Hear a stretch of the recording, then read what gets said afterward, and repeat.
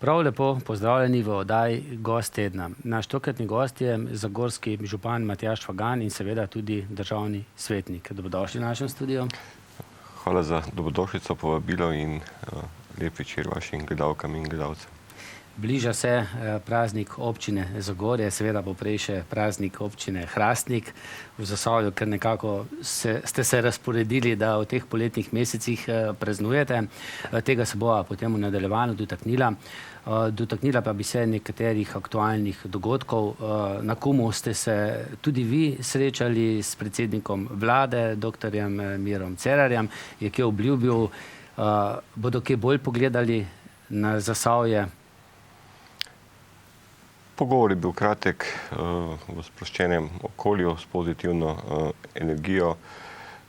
Na vprašanje, kako smo, vsekakor sem se kot župan pohvalil, zakaj bi na vrhu Kuma tarnal o problemih, s katerimi je vlada vsakodnevno seznanjena, če govorim od energetike do lesne industrije, do infrastrukture. Skratka, smo na en način pozabljeni od nekaterih ključnih ljudi, ki bi le morali bolj pogledati na razvoj Zasavja. Tako da na koncu si vedno sam s svojo ekipo in pa z energijo. Je nekaj posameznikov, s katerimi uspešno sodelujemo v okviru vlade. Seveda pa sam in tudi vsi župani smo predlagali, kajti Zasavska regija je še ena zadnjih, katere obisk vlade še nismo doživeli, glede največjo problematiko v osrednjem delu Slovenije. To pričakujemo vsaj po poletnih počitnicah, kajti kot sem rekel, tako velikih problemov že dolgo ni bilo, kot so danes. No, vemo, kaj so nekateri poslanci vladajoče stranke SMC storili, ko se jim je zdelo, da se vlada ali pa državni holding preveč vtika v državno podjetje Luka Koper. Zamrznili so svoje članstvo v stranki, seveda to pač ni odstop, ampak en pritisk. Bi kaj takega pričakovali lahko tudi od zasavskih poslancev, kar 5 jih je, pa rekli, glejte, bomo zamrzli svoje delovanje v strankah ali pa celo izstopili, če ne boste hitreje reševali problematiko energetike v Zasavju. Vemo, da se tudi nič ne dogaja še na srednji Savi z hidroelektrarnami, če samo to pogledamo. Ja, če imenujemo zasavske poslance, zasavska stranka v državnem zboru, lahko celo zamenja vlado, če želi. To govorim v narekovajih.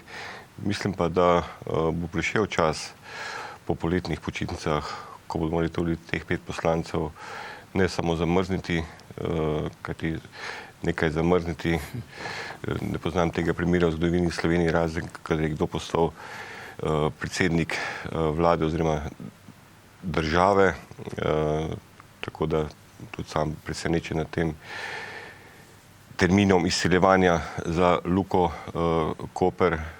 Mislim, da stvari so šle res predaleč za en del Slovenije, ki je vsekakor to vseslovenski projekt. Da bi kdo storil to za Zasavje, pa težko pričakujem, da bi se tako zamajala vladna koalicija kot celotni medijski prostor. Čeprav, če bi teh 5 poslancev plus vi, ki ste državni svetnik, nekako res stopili skupaj s kakšno skupno izjavo, s kakšnim res močnim protestom, bi se mogoče lažje kaj premaknilo. No, kot državni svetnik in kot župan sem tudi na seji občinskega sveta v Trboveljah predlagal, da skličemo vse 3 občinske svete, skupno sejo, kjer pripravimo predhodno na svetu regije v 5-6 točkah jasne zahteve, kaj želimo od te vlade in da na čelu z mano poslanci, župani so to zaveze, ki so zaveze vseh tistih, ki živimo v Zasavju, in na tem projektu bom delal, oblikovali tudi predloge, ki vključujejo izgradnjo hidroelektrarn na srednji Savi, potem zakon o razvoju zasavske regije, ki ga nujno potrebujemo.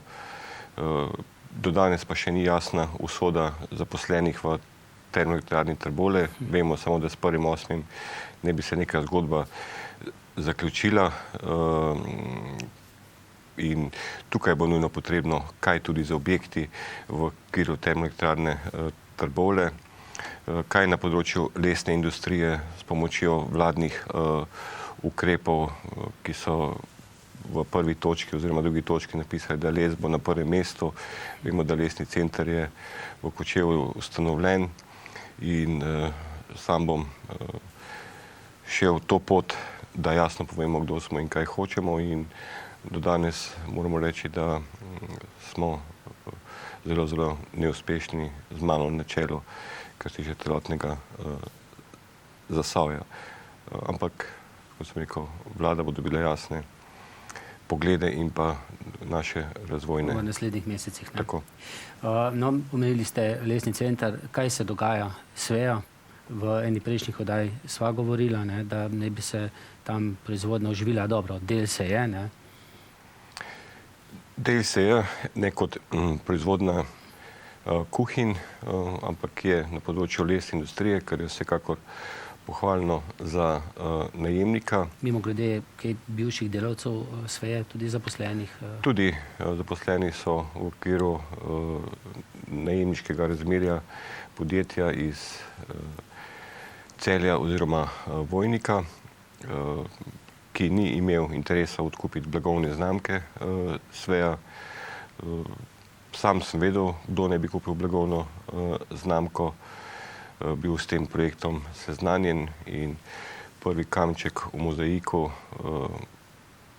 je postavljen v Zagorski dolini. To pomeni, da blagovna znamka v višini 90.000 evrov je bila odkupljena, ker sem že tudi večkrat poudaril, da je moj cilj, da SVEA zaživi. Kdo je odkupil? Odkupila je Zlatarna Celje. Kar pa še ne pomeni, da bo že proizvodna, ne? Po vseh pogovorih. Je pa bliže. Je pa bliže. Kot sem rekel, mi lahko ustvarjamo in odpiramo kakšne vrate kot župani pogoje. In jaz sem vesel in srečen, da je do tega odkupa na veliko presenečenje kar celotne slovenske javnosti, kar se tiče celo lesne branže in pa tudi Zagorja. Čisti iz druge branže, ne? Da je nekdo kupil blagovno znamko, ne? Tako iz druge branže, ampak ima dobre izkušnje za SVEO, za kadri, ki so bili zaposleni v SVEI, tako da SVEA mu je zelo, zelo blizu in te pogovori intenzivno potekajo naprej in moram reči, da sem zelo, zelo srečen, da nam je uspelo tisto, kar so mnogi sanjali, predvsem, da blagovna znamka ostane na zemljevidu Evrope, Slovenije in da ostane v občini Zagorje ob Savi. Prvi cilj je bil dosežen. To je zdaj prvi cilj dosežen. Kaj pa potem naslednji korak? Koliko ste pa tu optimistični, da bo potem iz prostorov SVEA spet prišla kakšna kuhinja? Jaz sem prepričan, da bo kuhinja prišla. Jaz sem znan kot optimist. Pravijo, da se preveč hvalim, tudi v teh kriznih časih in tudi na Kumu, ko sem se pohvalil, mi je marsikdo rekel, kako se lahko pohvališ predsedniku vlade, če veš, kakšna je situacija. Pa sem jasno povedal, zakaj bi pa sedaj jamral za teh nekaj prijetnih trenutkov. Se je situacija znana v Zasavju. Tako da jaz mislim, da bodo kuhinje v našem prostoru in da bo to postala evropska svetovna blagovna znamka. Letos, drugo leto? Jaz želim, da bi letos. Občina lahko samo ustvarja pogoje, kot sem že vodoma poudaril. Vodi eno pot v Zagorsko dolino in prepričan sem, da v roku parih mesecev ali pa kakšnega leta, no da je prevelik optimist, bo sigurno že kakšna kuhna. Čez kakšno oddajo ali dve, ko bova spet v studiu, ne? Tako in vsaj upam, da do konca mojega županovanja, da bo to vsaj nekaj delovnih mest in predvsem ponos Sveja kot blagovna znamka v Zagorski dolini in, kot sem rekel, veliko darilo za 15-letnico Dneva državnosti. Bo kaj podobnega na Izlakah se zgodilo z Medijskimi toplicami? Nekaj se je že odkupilo, ne? Ne v celoti, ne? To nekateri, ko slišijo pa preberijo, da se je nekaj odkupilo, se je del, mogoče 30%, ne? Celotnega, ne?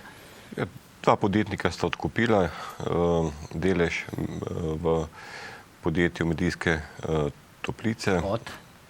Od Meje Šentjur. To zasavska podjetnika? To zasavska podjetnika. Seveda pa sedaj imata onedva Škarje in Platno. Lokalna skupnost nima denarja in tudi ne more kupovati medijskih toplic. Mi smo dali vas support, če bosta šla investicijo, da jih tudi podpremo s pridobivanjem možnih evropskih sredstev, kot sem pa že... Pa lahko kaj storita, glede na to, da gre za kakšen 30% delež, ne? Vsekako lahko storita, ker imata možnost sedaj se pogajati z ostalimi upniki, ki imajo gor več milijonov evrov hipotek. Če se vrnem zgodbo nazaj, vemo, da je bila Sveja zadolžena za 18 milijonov evrov, da se to sedaj prodaja, da ne dolga na Medijskih toplicah, ne dolga v Sveji, ni naredila občina niti centa ali župan, in zato večkrat pravim, da se na koncu prelaga vse na župane, vsi tisti, ki pa na en način bogatejši, revnejši, pa uživajo na tem, ko na en način narekovajih se mrcvari župane. Upam, da bo uspešna zgodba in da bo privatni kapital toplice popeljal naprej. No, zdaj na srečo se lahko v teh poletnih mesecih kopamo v Trbovljah, kjer je lepo urejeno letno kopališče. Vem, da ste optimist, ne? Točno ne morete odgovoriti, pa vendarle se bomo v doglednem času kopali tudi spet v Medijskih toplicah. Kaj pričakujete? No, vem, kaj želite, ne?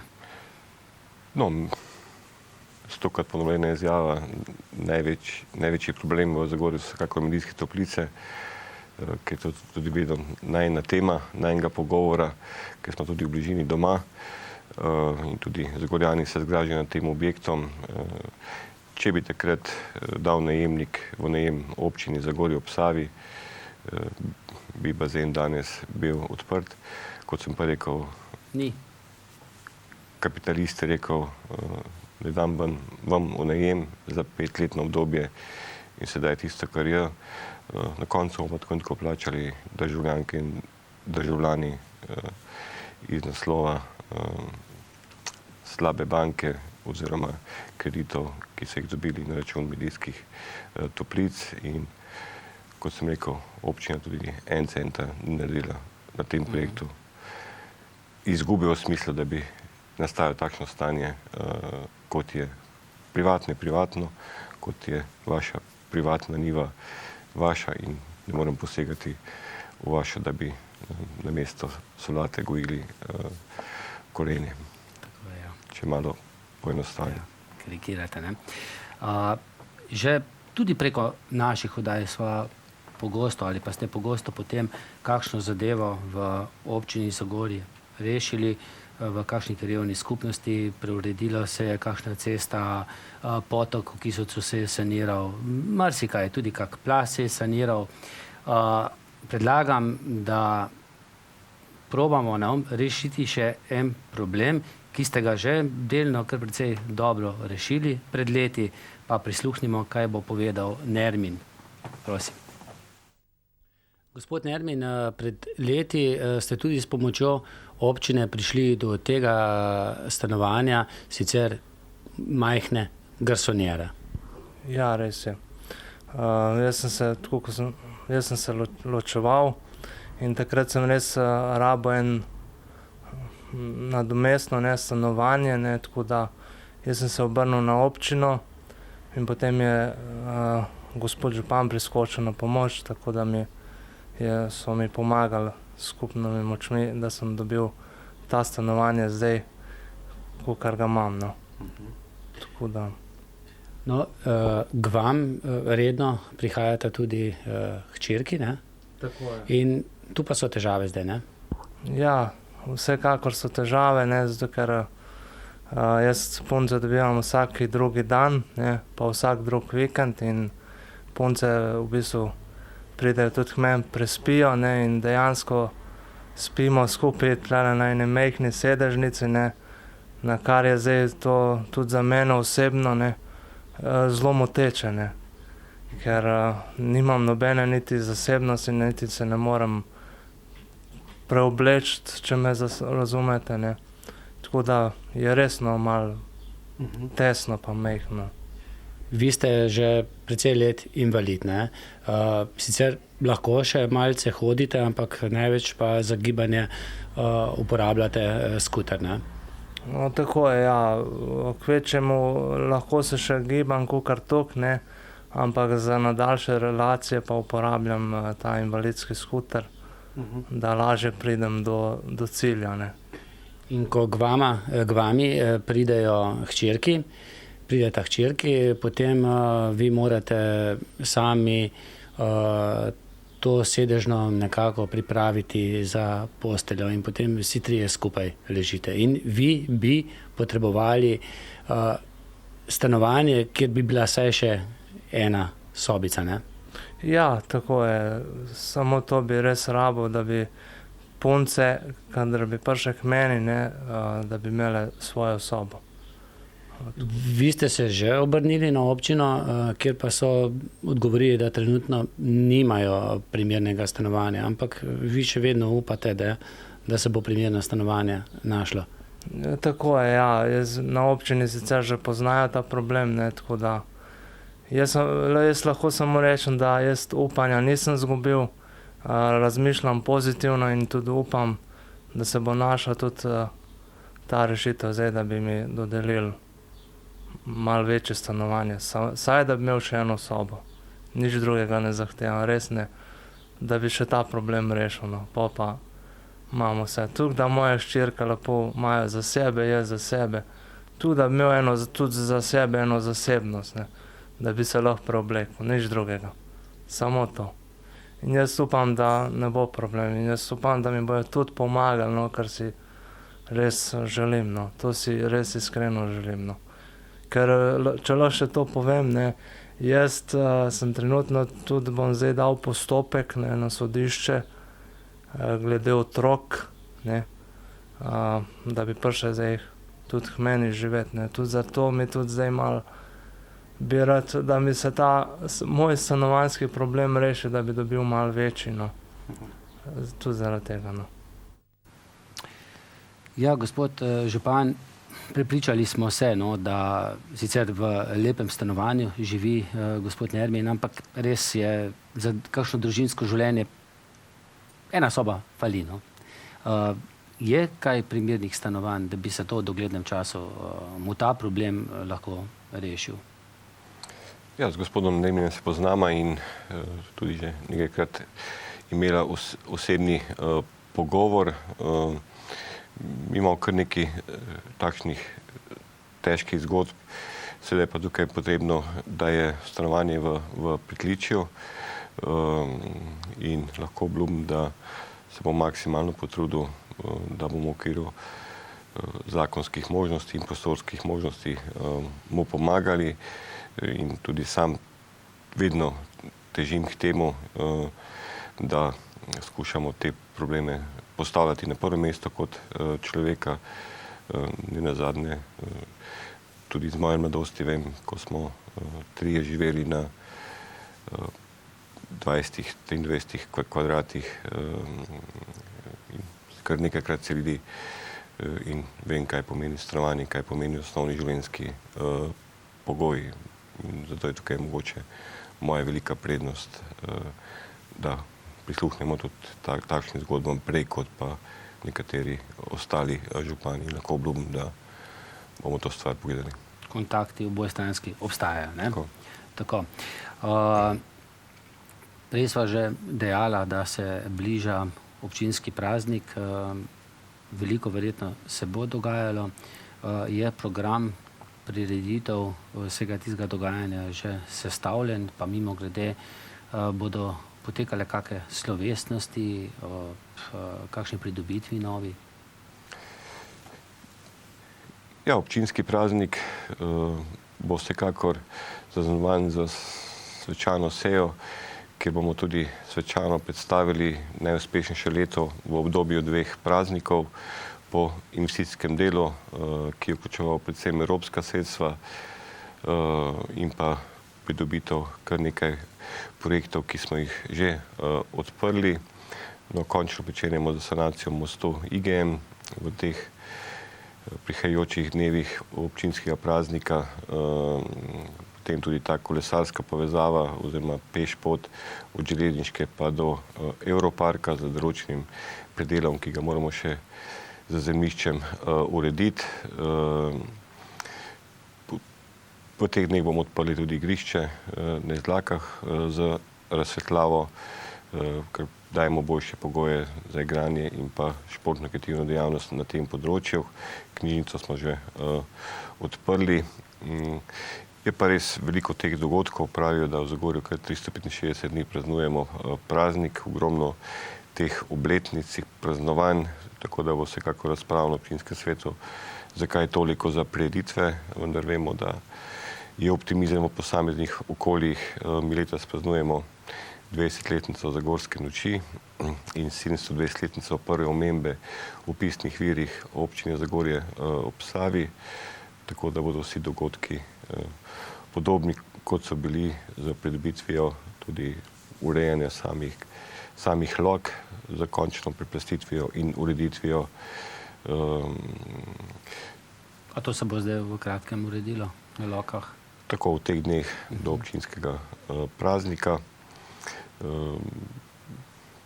Tako da celotna zagorska družina živi za ta praznik in pa za vse te dogodke. Odkupujemo sedaj tudi prostore od Zavoda za zdravstveno zavarovanje za bodočo širitev knjižnice v Zagorju, kar velika sanacija plazov, modernizacija nekaterih odsekov, tako nad Šparom, kot več 10 manjših pridobitev, ki pa bolj posegajo v pridobitev manjšega dela občank in občanov, ampak kot sem rekel, vsak občan je pomemben v naši Zagorski dolini, bo pa tudi noč pred nočjo, Zagorska noč.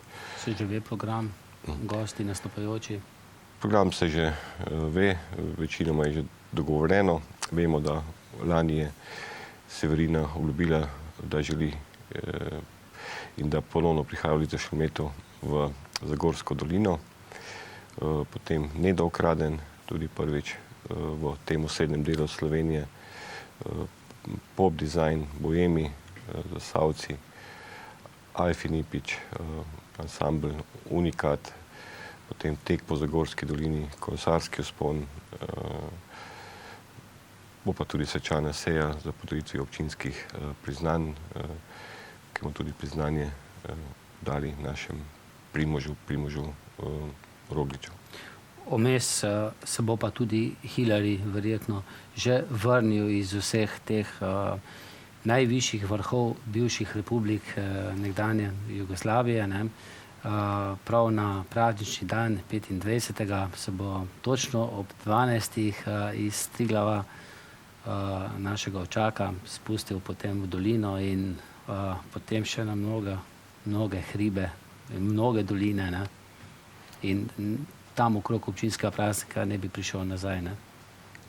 Ja, naša legenda Hillary, ki je ponesel ime Zagorske doline, ker na celotno zemeljsko oblo, bo potem po osvojitvi vseh vrhov bivših jugoslovanskih republik ponesel naše ime in potem tudi pismo. Zagorsko zastavo, ne? Zagorsko zastavo in potem tudi ga ne bi svečano pričakali na tem pohodu na Čemšiniško planino. Na Zagorskem Očaku. Na Zagorskem Očaku in je naš ponos in spoštujemo to njegovo prizadevanje za čisto naravo, okolje in človeka in to je res za nekoga majhen dogodek, to da imeti takšnega človeka, takšnega občana je ponos tudi v meni in v celotni naši občini. No, v Zagorju se prek nekaterih medijev so izbirali zdravnike leta, mislim, ginekologa leta, prihaja iz Zagorja, potem učitelj prihaja iz Zagorja, tudi iz Topliške šole učitelj leta. No in na tisti prireditvi, ko so mu podelili priznanje, časopis Ona, ste dejali, da se že obeta tudi počasi prenova telovadnice, saj ta podoba res ni ponos Zagorja. Se čaka to na evropske projekte, na tisto skupnost z bazenom? Ne, moram reči, da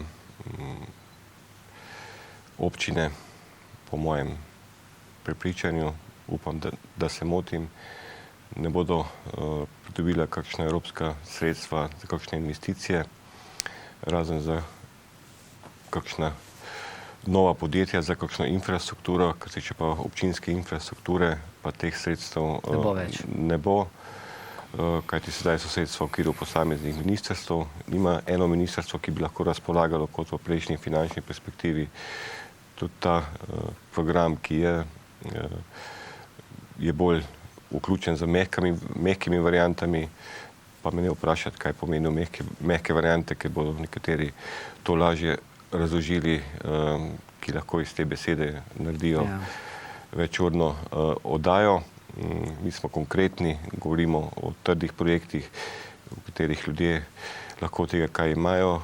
Res sem obljubil in občina Zagorje mora to telovadnico postaviti do konca mojega mandata, dati boljše pogoje. Na novo zgraditi ali sanirati to obstoječe? Na novo zgraditi. Ker je iztrošena. Iztrošena pa z večjimi gabariti za športno dejavnost. In kot sem rekel, na koncu ostane sam. V okviru ministrstva za šolstvo, šport in ostalo so nam pa jasno povedali, da do 2020-2021. Tako kot so jim tudi v Ivančni Gorici povedali, da za šolstvo ni denarja. Da za šolstvo ni denarja. Občina pa mora poskrbeti za šolstvo. Občina pa mora poskrbeti za vrtce, šolstvo, denar nam jemujejo. In je začarani krog. In potem se mora občina zadolževati. Tako občina zadolževati, mi smo še na varni strani in 8 leti krize, gledajte, verjemite mi, dolgo sem v politiki, opazujem, bogat ne postaje bogatejši.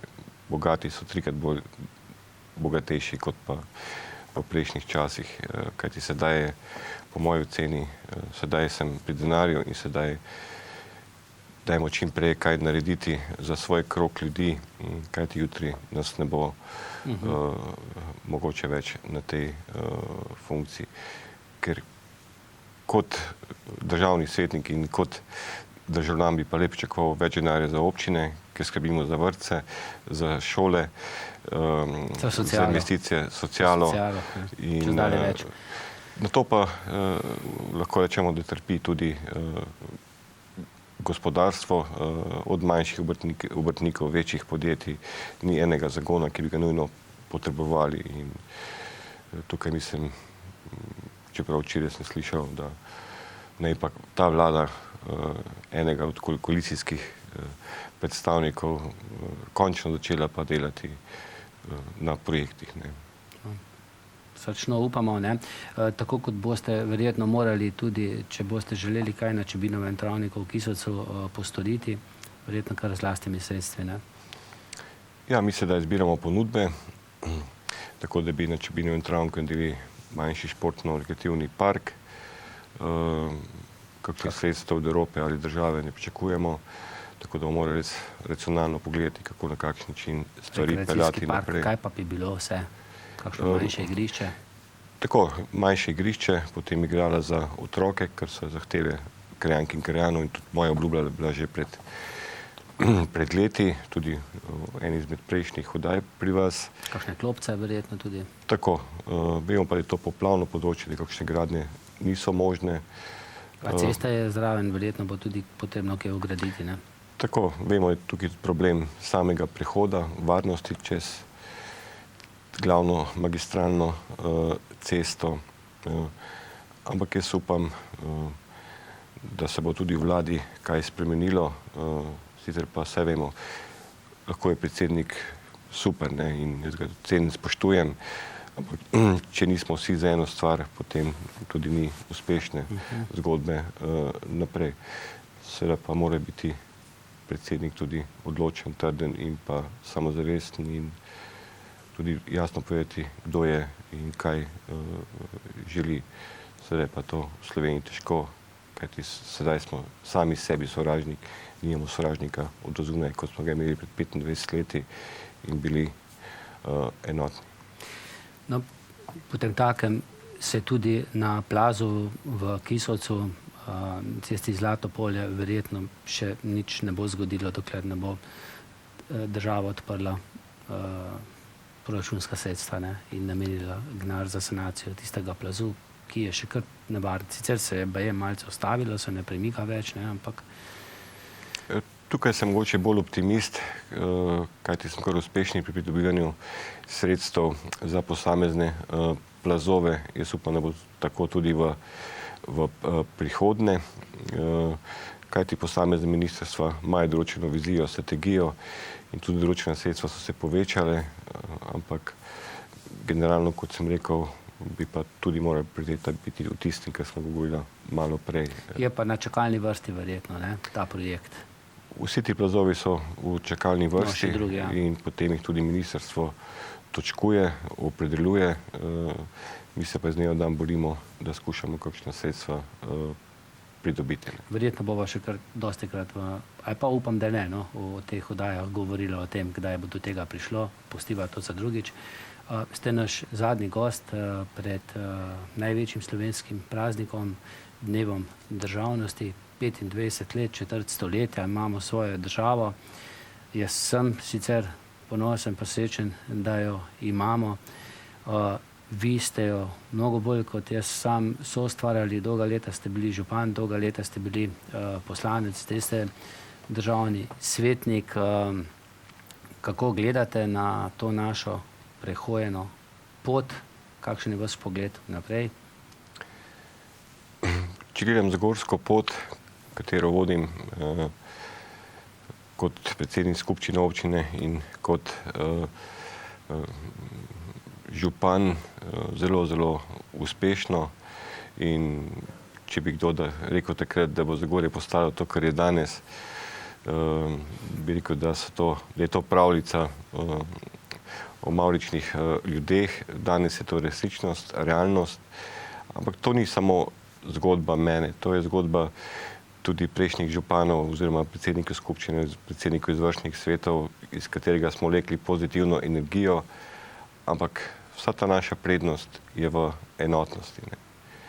Če bi ta vzor v Zagorju bil v večinskem delu slovenske politike, ne, bi danes bolj samozavestno praznovali to državnost. Mnogi so razočarani nad socialnimi stiskami, nad neponosom simbolov v smislu razdvajanja v politiki. Vse takrat, ko sem jaz bil, so bili to svečani dogodki, osamosvojitev, potem vstop v EU, NATO s pokojnim Drnovškom, in to Drnovškovo Zagorje se je zapisalo v zgodovino s pokojnim Drnovškom in pa z uspehi celotne naše doline. Jaz si nisem predstavljal, da lahko Slovenija pade tako na kolena, kot je padla danes v teh dneh. Ste optimist? Zagorje sem optimist, vendar pa dokler bomo po televiziji gledali razne zamrznitve, pa razne takšne in drugačne igre, ne v interesu državljank in državljanov, ampak v interesu posameznih lobijev, kdo bo kaj obvladoval, kdo je kaj komu obljubil izven Slovenije, pa nisem optimist. No. Kar je redko. Kar je redko, ampak Zagorje pa lahko rečem, da sem zelo velik optimist in z mano ali brez mene je ta kepa Zagorske doline se tako povečuje, da samo še vali naprej v uspešna praznovanja prihodnjih let, desetletij in upam, da bo tudi v Sloveniji nekoč tako, kot je bilo. Drugače pa samozavestno in ponosen sem in praznujem dan državnosti in tudi v Zagorju imamo danes ta dogodek, kjer bomo v Gaju, kjer smo postavili klopi ljubezni, ki ne pomenijo samo klop ljubezni dveh, ampak pomenijo klopi ljubezni vseh občank in občanov občine Zagorje, ker je tudi pred 25 leti bila posejena lipa. Takrat je bil predsednik skupščine pokojni Jani Režun, potem predsednik izvršnega sveta Janez Lipec, podpredsednik skupščine Janez Grobojšek. In takrat se je začela z izvršnim svetom ena pozitivna zgodba, ki smo jo potem nadaljevali. In v ta spomin bomo tudi v Gaju, ker je tudi pesem v Gaju, kjer je na YouTubeu 1.360.000 ogledov. Zapeli, ne? Tako. Gospod župan, hvala za obisk v studiu. Pred ali pa po občinskem prazniku se pa spet srečava v studiu in boste imeli spet priložnost kaj pokomentirati o aktualnem dogajanju. Hvala. Hvala tudi vam, hvala vašim gledalkam in gledalcem, še enkrat čestitke ob dnevu državnosti in hvala, da ste mi zaupali, da sem v 25-letnici župan vas in naše Zagorske doline. Iskrene čestitke ob državnem prazniku tudi jaz iz moje strani.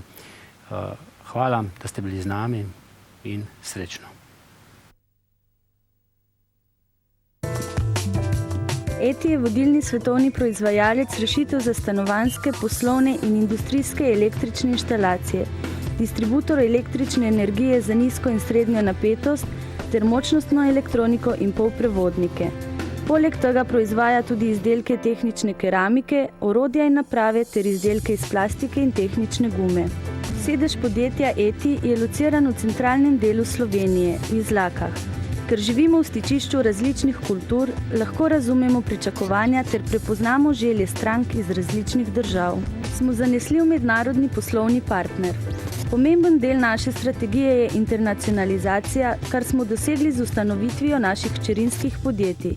Prisotni smo v Bosni in Hercegovini, Srbiji, na Slovaškem, Nemčiji, Ukrajini, Litvi in Rusiji. Naše proizvode uspešno tržimo v več kot 60 državah po celem svetu. Naša več kot 50-letna tradicija v kombinaciji z dolgoletnimi izkušnjami in našim lastnim znanjem nam prinaša stabilnost in nam omogoča varno poslovanje v prihodnosti.